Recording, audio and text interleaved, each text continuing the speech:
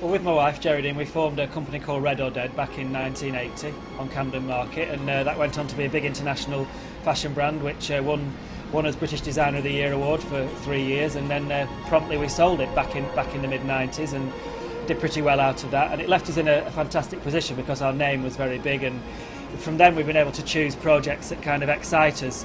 And we've concentrated quite heavily on regeneration since with Hemingway Design, and we're designing some pretty big housing developments which are doing well, and working with the government on some big social housing schemes.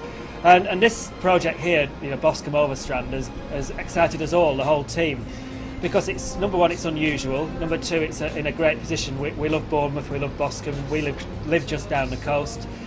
It's the renovation of a historic building that's just totally and utterly cool, and you link that to what's happening with the proposed surf reef, and the whole thing's going to be great with restaurants and beach and these kind of beach huts, and this kind of take on a beach hut, as opposed to the Bournemouth is full of wonderful old beach huts in all the bright colours, but this is something totally new and will appeal to a different audience. The whole project celebrates mid-century Britain. The pier, isn't your traditional Victorian pier; it's a concrete pier, and all of these things are important. And the whole thing is going to have a fantastic brand. It's a great new brand for this part of the world. It's going to put Boscombe back on the map. And what with the surfing, with this, with the cafes that are going to go below, and it's a damn exciting project. This is a very special place, and so we have to make it a very special design, and it will be world class.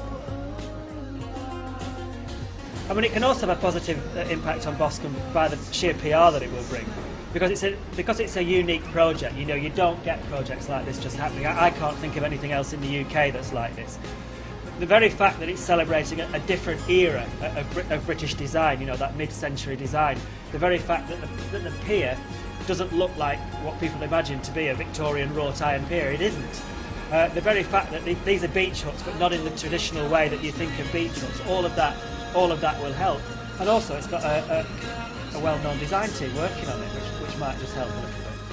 When you come in, you'll know that by even looking at the staircases and the entrances, the art that's going on the wall, the colour, the freshness of it all, and when you come into these regenerated units, you'll see it from the units that are there, from the art on the wall again, and it will feel like you've got your own little bijou pad, overlooking this wonderful coastline here, and you won't want to leave, but you have to, because you're not meant to sleep here at night. We want to celebrate the history of the place. That's very important, to bring out the DNA of the late 50s and of the early 60s. So we're not going to kind of wreck this and change it. We're going to keep, the doors are staying the same, a lot of the colours are staying the same, but it's all going to be freshened up. But we're also putting it into the 21st century.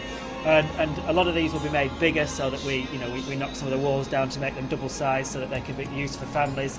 But each separate one is going to have its own identity. So when you get inside, it's going to have artworks on the wall that respond to Boscombe, respond to Bournemouth, respond to the seaside. And we're designing special formicas and kitchen units, all with special insignia and imagery on it that all kind of remind you about the sense of place of here. And there's going to be half of these for rent and half for sale. And I think we want to buy one as well, because we're so excited about it.